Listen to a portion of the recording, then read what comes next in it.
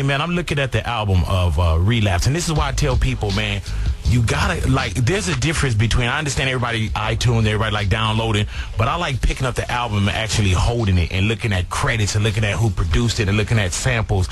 And if you pick up when you pick up Eminem's album in stores right now, ladies and gentlemen, you get the lyrics in the album. I thought that was dope. And the lyrics in the album is unbelievable. But when you flip over to the back, there's a message for Proof.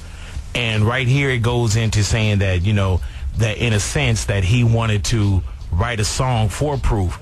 And Eminem, you were saying that you couldn't write that one record. Yeah. I actually wrote like 4 or 5 songs for Proof.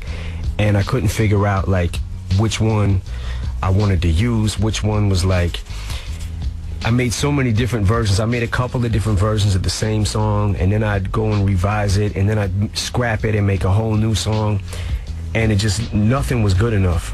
You know, it was just like nothing was doing him justice.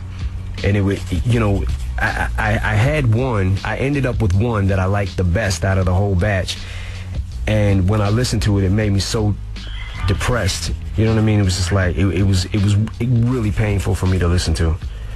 So I ended up just kind of putting it to the side. You know, I still have the song, but I just don't feel like it does him justice.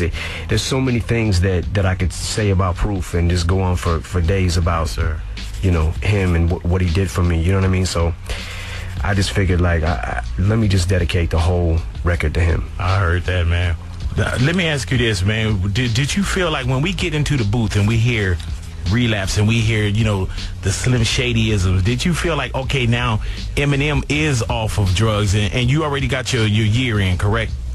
Yeah. Congratulations, man. Yeah. Did you feel like you. At some point, like before you knew that there was a milestone of a year or even a day, did you feel like, man, Slim Shady, like Eminem, like this guy has to be on drugs so I can get in that booth and deliver what people are expecting from me?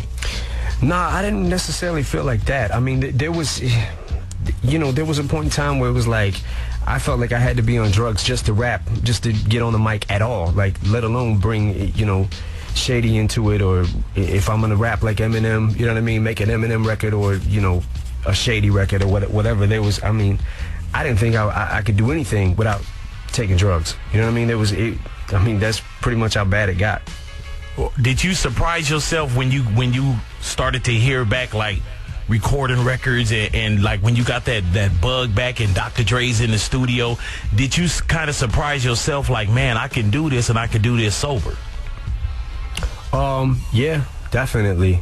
I think me and Dre had planned a trip to go to Florida to meet in Orlando, and we had several occasions where we got together before that, you know, at them couple of years that I was away or whatever, them few years, and literally walked out of the studio with hardly anything, but pretty much nothing. You know what I mean? Nothing that was good enough to even play in our cars to listen to and go, oh, this is dope.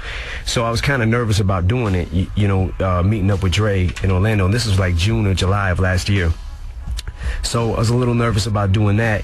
But a couple of weeks before we actually were scheduled to go out there, I kind of started coming out the writer's block, and I started writing things that felt like me again, you know, and it was like, okay, it felt like I had a second wind or something. And we got together, and me and Dre got together in Orlando, and it just kind of clicked from there. And we made like 10 or 11 songs. And once the ball was rolling, he came back to Detroit, and he stayed here for like 7 or 8 months.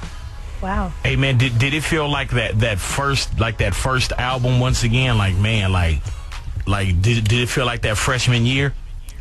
Oh yeah, it was crazy because me and Dre, like, even in the beginning, like the first records we ever made, we'd make those records, you know, we'd work for like a couple of days, you know, and then we wouldn't see each other for like 2 weeks, and then we work another day, you know what I mean? So it was kind of just all over the place, and it wasn't, what I mean is, like, with these 2 records, me and Dre actually got a chance to sit down, spend a lot of time together, give each other feedback, take a CD at the end of the day, go home with it, come back the next day, talk about it, how we felt about it, you know what I mean? Like each song, and give input and just kick ideas back and forth, and you know, the chemistry, once it came back, I feel like it flourished, like, and went to a place where it's never went before. Relapsing stores right now, Eminem and Big Boy's neighborhood.